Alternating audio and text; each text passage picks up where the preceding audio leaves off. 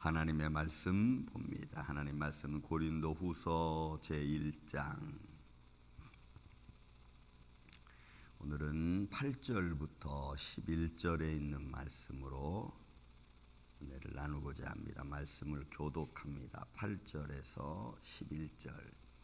형제들아, 우리가 아시아에서 당한 환난을 너희가 모르기를 원하지 아니하노니 힘에 겹도록 심한 고난을 당하여 살 소망까지 끊어지고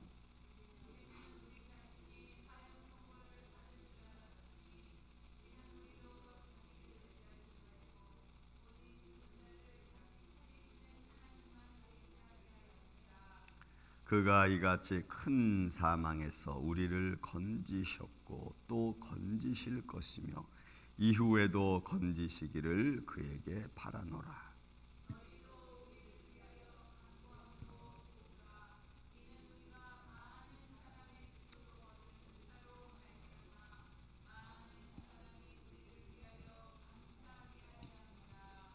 아멘.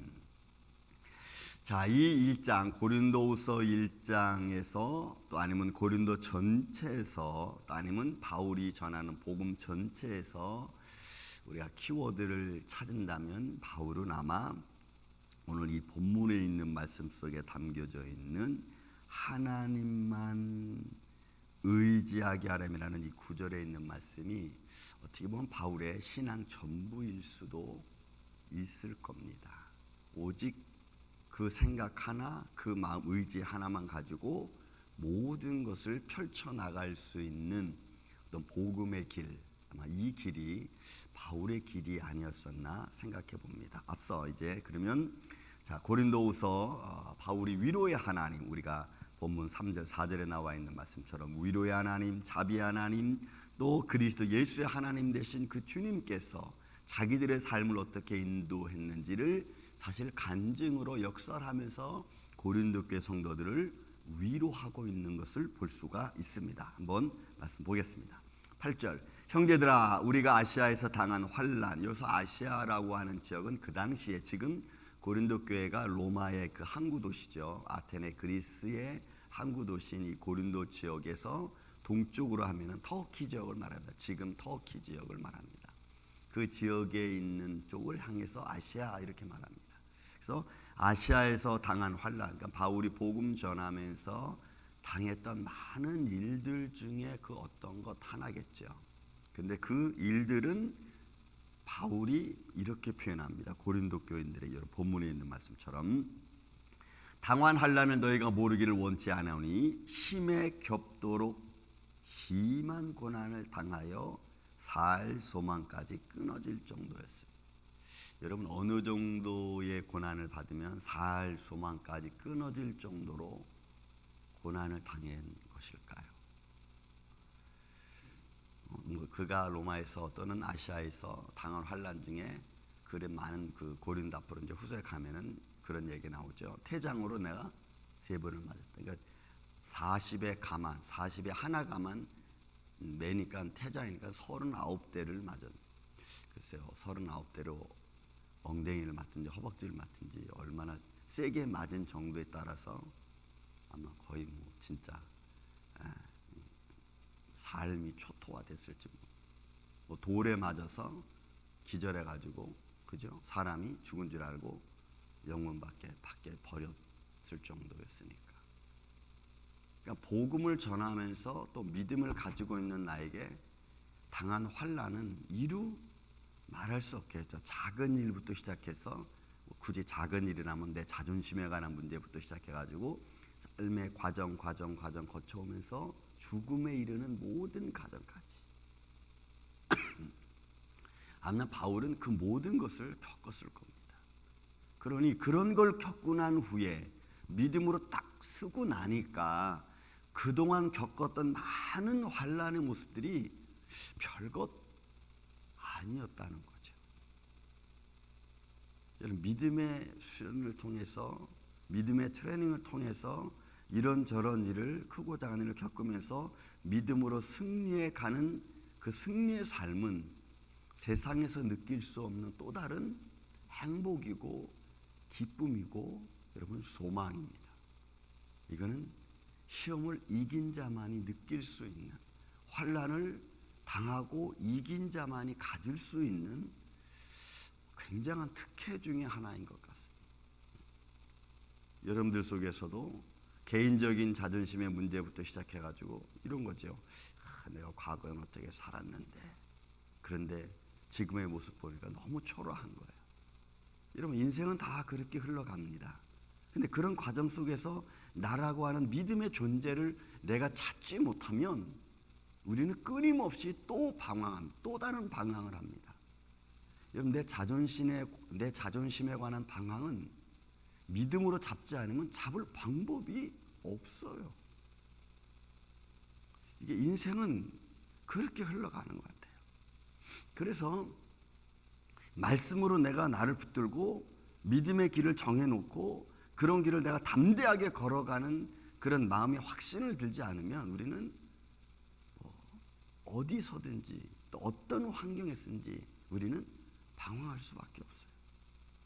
그 영적인 방황은, 영적인 마음의 방황은 내 삶을 여러분 지탱해 주지 못합니다. 그러면 영적인 방황과 함께 내 육신의 삶도 이렇게 나도 모르는 사이에 서서히 무너져가요. 그러니까 바울이 고난 당하는 것을 이길 수밖에 없는 것은 그렇게 고난 당하다가 죽는 안에 있어도 그것을 이겨나가는, 견뎌가는 것밖에는 없는 거예요.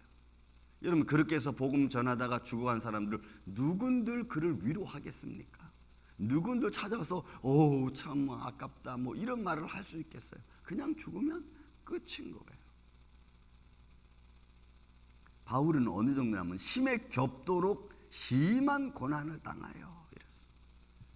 그러니까 여러분 우리는 지금 이 시대는 아니지만 이 바울 시대의 복음을 전했던 이 시대는 오늘과 같이 편한 시대는 아닙니다.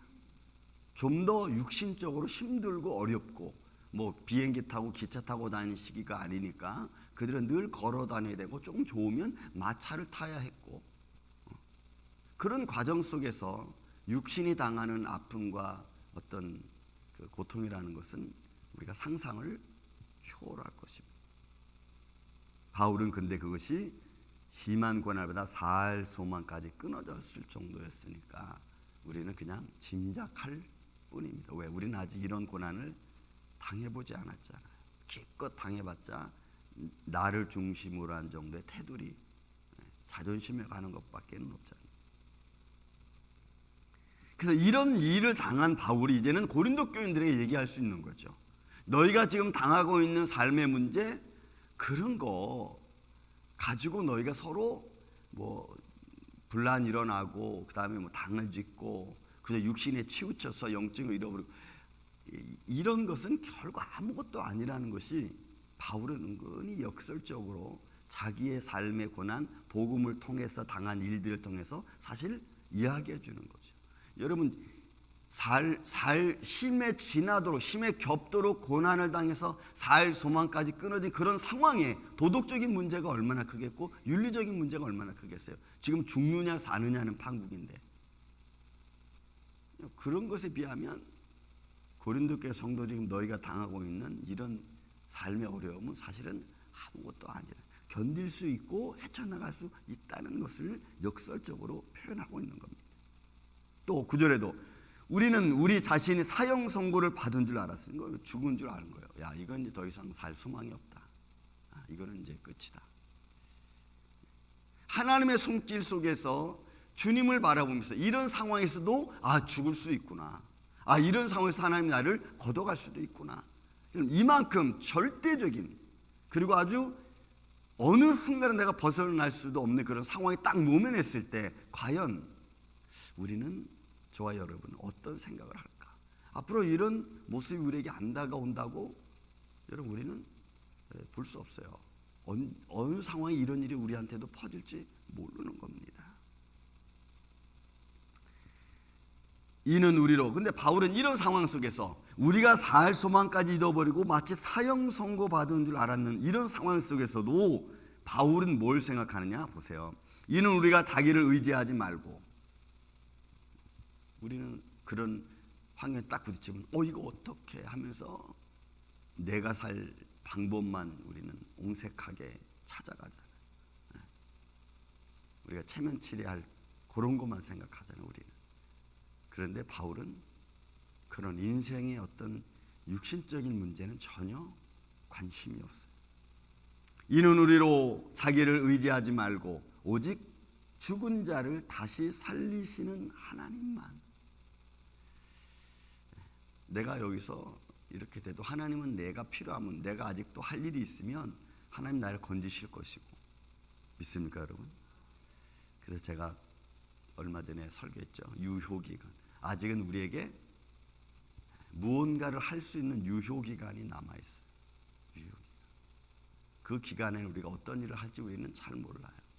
또 어떤 은혜를 끼치고 하나님의 영광을 드러낼지도 몰라요. 그것이 사람들 눈에는 작게 보일지 모르겠지만 하나님 안에서는 큰 일이 될 수 있어요. 하나님이 가장 기뻐하시는 일은 모든 환경 속에서 하나님이 인정되어지는 일입니다. 여러분, 하나님이 인정되어지는 말, 하나님이 인정되어지는 믿음의 행위, 하나님이 인정되어지는 삶의 습관은 하나님이 가장 기뻐하는 일들 중에 하나예요. 왜? 하나님은 그렇게 자기가 피조물로부터 인정받기를 원하시는 분이시기 때문에 그래요. 여러분, 성경을 읽어보면 이 말씀의 의미가 얼마나 절절한지 몰라. 그래서 우리 죄인된 우리, 여러분, 그래서 잃어버리는 한 마리 어린 양을 찾기에 여러분, 주님은 십자가를 지시잖아요. 십자가를 지시기까지 한 어린 양을 찾기를 원하시는 건데, 하물며 그 어린 양이 그 하나님을, 주인을, 창조하신 하나님을 인정하는 것은, 그것은 어마어마한 거예요. 왜 그러냐? 죄악 가운데서 하나님을 인정하는 것이고, 마치 더 비유를 든다면 여러분, 광야 불뱀에 물려서 죽어가는 영혼들에게 제시한 게 뭐예요? 불뱀을 보라는 거예요. 뭐 가서 쫓아서 믿고 이런 거 아니라 그냥 보라는 거예요. 그러면 산다는 거예요. 이런 불뱀에 물린 자가 아프고 그 고통 때문에 십자가를, 구리뱀을 못 보잖아요. 고통 때문에. 근데 그 고통을 싸며 잡고, 그리고 십자가를, 그 구리뱀을 봐야지만 살 수 있는 거예요. 이거는 고통 속에서 주님을 인정하는 것이고, 아픔 속에서 주님을 바라보는 것과 똑같은 거예요. 그러니까 바울이 이런 말을 할 수 있는 거죠. 나를 의지하고 자기를 의지하지 말고, 우리를 의지하지 말고 오직 죽은 자를 다시 살리시는 하나님만 의지하게 하려 합니다. 그럼 그 안에 새로운, 주님이 주시는 새로운 평강의 능력이, 여러분, 평강이라고 해서 마음이 조용하고 참참하고 이런 것도 포함되어 있지만, 그러나 평강의 능력하면은 그 평강이 모든 나의 염려와 두려움을 사로잡고 그 염려와 두려움을 이겨나갈 수 있는 힘인 줄로 믿습니다. 그게 평강의 능력이에요. 평강, 은혜, 그러면 그냥 잠잠하고 조용하고 평화롭고 뭐 이런 것만 생각하는데, 여러분, 그거는 아주 기본적인 겁니다. 평강의 능력하면은 내 마음에 있는 두려움을 내어쫓고, 내 마음의 근심을 내어쫓고, 내 마음속에 참 그리스도인의 생각, 그야말로 염려 없는, 맡길 수 있는 능력이 생겨지는 게, 여러분, 그게 평강인 거예요. 그러니까 다시 살리시는 하나님만 의지하게 하려 함이라라고 바울이 선포하니까 이 말씀 속에 고린도 교인들이 바라보는 거죠. 그들의 삶의 환경에서 우리를 위로하신 하나님의 손길이 얼마나 크고 진실하신가. 그 이유를 계속해서 바울은 이야기합니다. 그가 이같이 큰 사망에서 우리를 건지셨고, 보세요, 건지셨고 건지실 것이며 건지시기를 원하는 거예요. 그러니까 바울은 과거에도 현재에도 미래에도 지금 앞으로도 하나님은 너희를 건지실 것이다. 그러니 그 믿음을 잃어버리지 말라는 거예요. 여러분, 믿음을 잃어버리지 마시기를 주님의 이름으로 축원을 드립니다. 하나님이 나를 향해서 어떤 길을 예비하시는지 우리는 잘 몰라요. 그러나 그 길을 선하게 갈 수 있도록 인도하시는 줄 믿습니다. 여러분, 믿습니까? 그런 마음의 준비가 우리가 돼 있어야 돼요. 저는 우리 가까이 계시는 권사님한테 늘 그런 말합니다. 하나님의 인도하심을, 하나님의 역사하심을 자꾸 불평과 불만으로 그것을 무너뜨리지 마라. 저는 그런 말합니다. 하나님의 역사하심은 우리가 잘 못 느끼는 것 같죠. 그러나 지금까지 나를 지켜주신 하나님의 손길을 무엇으로 우리가 설명할 수 있겠어요? 그 힘들고 순간적인 그 다가오는 어려움을, 그 어려움 앞에서 나를 지켜주신 하나님, 나를 인도하신 하나님의 손길이 여러분 찾아보면요 얼마나 많은지 몰라. 근데 그런 건 우리가 생각하지 않고 지금 당장 내가 창피당하고 무시당하고 마치 이런 것 때문에 내 신앙이 오르락내리락 이러면 그거는 아무것도 아니에요. 나를 인도하신 하나님의 손길이 위대하고 나를 지켜주신 하나님의 손길이 능력인 줄로 믿습니다. 그래서 나를 건지셨고, 믿습니까 여러분? 또 건지실 것이며 건지시기를 원하노라. 여러분 이런 믿음의 삶의 모습이 우리가 걸어가는 길이에요. 그런 여러분 우리가 걸어가는 믿음의 길을 걸어가는 사람들은 단순한 그냥 그런 그 어린아이의 신앙은 절대로 아닙니다. 그럴 수 없어요. 어린아이의 신앙 가지고 우리가 걸어갈 수 없어요. 계속해서 바울은 고린도 교인들에게 말합니다. 너희도 우리를 위하여 간구함으로 도우라. 그러니까 바울은 여기서 들려주는 말씀 교훈이 아주 중요합니다, 여러분. 바울이 지금 이렇게 우리가 살아갈 수 있고 마치 죽은 것 같지만 내가 믿음의 소망을 가지고 살아가는 것, 내가 힘에 겸하도록 어려운 일을 당해도 사일소망이 끊어져도 내가 이렇게 견딜 수 있었던 것은 하나님의 손길이고 죽음에서 부활하신 주 예수님의 능력이지만 그러나 또 하나 얘기하는 게 있어요. 그게 뭐냐? 우리를 위하여 간구하라. 우리를 위해서 기도해 주는 이들의 기도 때문에 우리가 지금도 견딜 수 있다라고 말하는 거예요. 그러니 여러분 우리가 중보 기도해 주는 것도 얼마나 큰 힘이 되는지 몰라요. 이 중보 기도가 우리 눈에는 보이지 않잖아요. 그냥 하나님, 집사님 지켜주세요. 그러나 그 말 한마디 속에 나와 있는 내 진심 어린 마음을 분별하고 판단할 수 있고 볼 수 있는 분은 하나님밖에 없습니다. 믿습니까 여러분?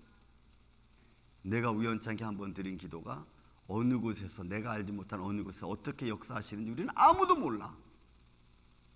전들 알겠어요? 여러분들 알겠어요? 몰라 우리는. 그러나 하나님은 믿음의 사람의 기도를 절대로 헛되이 보내지 않습니다. 그죠?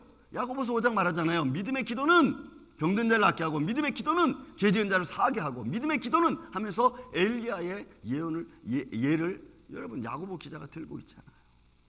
그러니까 믿음의 사람들의 믿음의 언어로 믿음의 기도를 하는 것은 누구를 향하여 위하여 위로하는 말을 하는 것은 절대로 그냥 무시되지 않아요. 왜? 믿음의 말은 그 믿음을 책임지시는 하나님이 듣고 운행하시기 때문에 그래요.